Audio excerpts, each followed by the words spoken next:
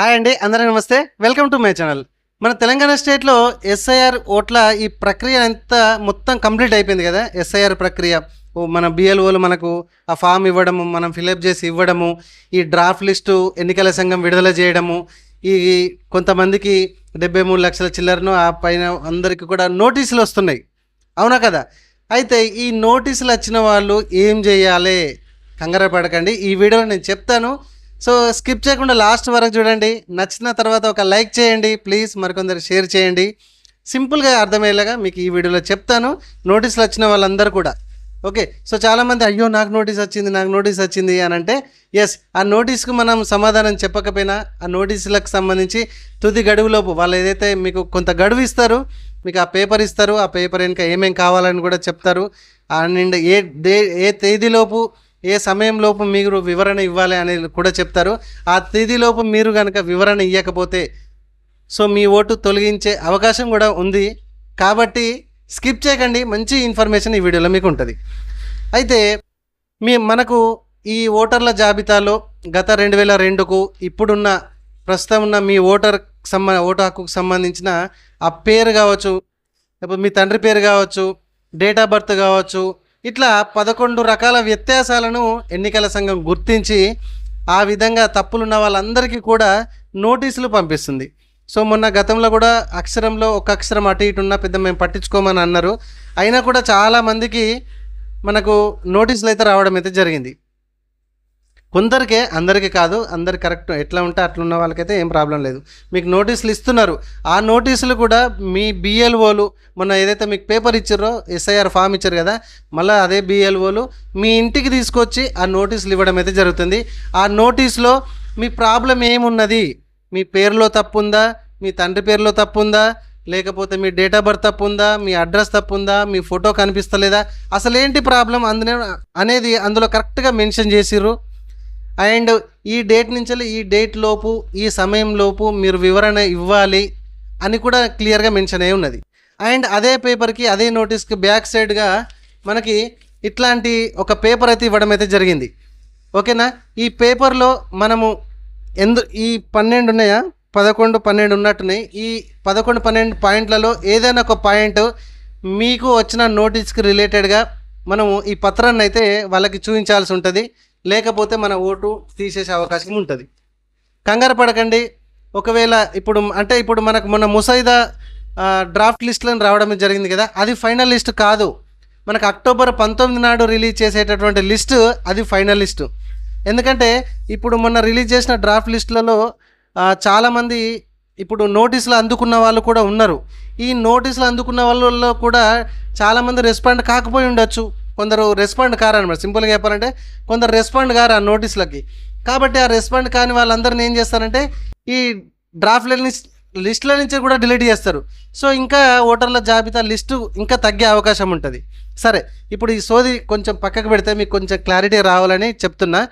ఒకవేళ final draft లిస్టులో అంటే ఫైనల్ తుది లిస్ట్ గడువు మనకు అక్టోబర్ 19 నాడు వచ్చినా కూడా ఆ లిస్టులో మీ పేరు లేకపోతే మనము కొత్తగా అప్లికేషన్ కూడా ఫామ్ 6ని సబ్మిట్ చేయవచ్చు, అప్లికేషన్ చేయవచ్చు. ఎటువంటి కంగారు పడకండి.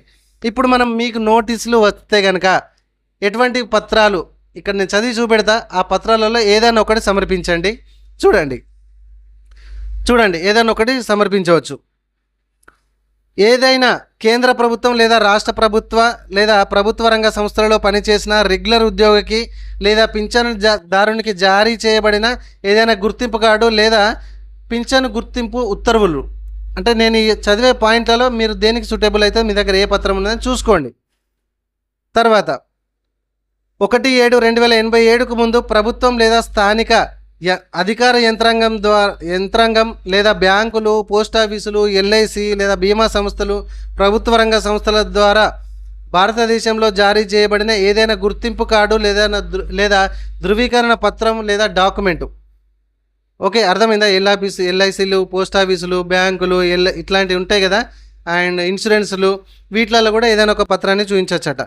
తర్వాత జనన ధృవీకరణ పత్రం, బర్త్ సర్టిఫికేటు, లేదా పాస్పోర్టు, ఇండియన్ పాస్పోర్ట్ ఉంటుంది కదా అదైనా, లేదా మీరు ఒకవేళ చదువుకొని ఉంటే గుర్తింపు పొందిన బోర్డులు లేదంటే విశ్వవిద్యాలయాల నుంచి జారీ చేయబడినటువంటి ఆ ఎస్ఎస్సి మెమో కావచ్చు, లేకపోతే ఆ విద్యా అర్హత పత్రాలు కావచ్చు, ఆ డాక్యుమెంట్లు ఏదైనా ఒక సర్టిఫికేట్ను కూడా మీరు చూపించవచ్చు.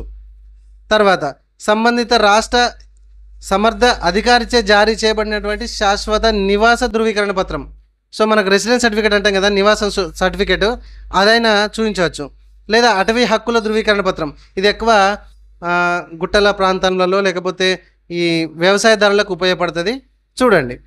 తర్వాత సమర్థ యంత్రాంగం అధికార యంత్రాంగం ద్వారా జారీ చేయబడిన ఓబీసీ సర్టిఫికేట్ కానీ, క్యాస్ట్ సర్టిఫికేట్ కానీ, అంటే ఎస్సీ ఎస్టీ ఓబీసీ ఏదైనా కుల ధృవీకరణ పత్రం మనం చూపించవచ్చు. లేదా జాతీయ పౌర పట్టిక, అది ఎక్కడైతే అందుబాటులో ఉందో అక్కడ మాత్రమే.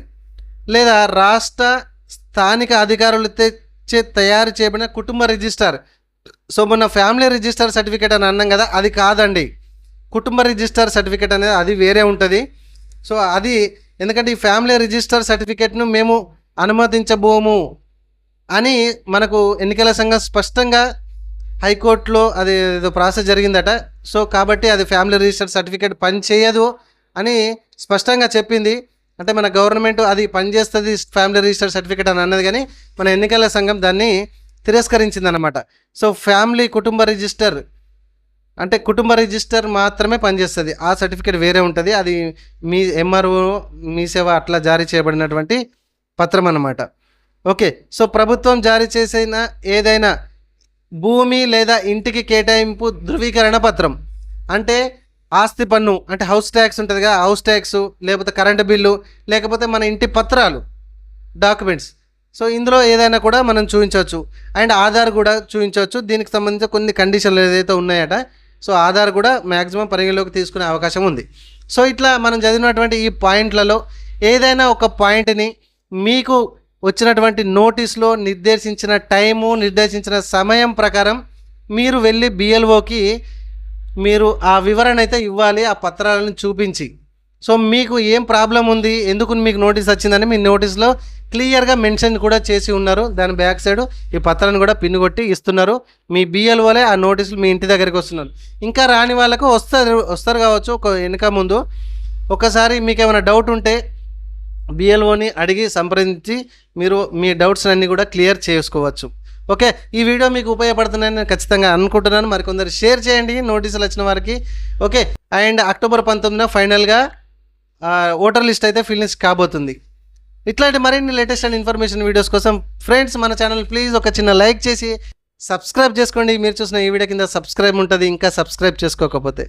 Thank you very much.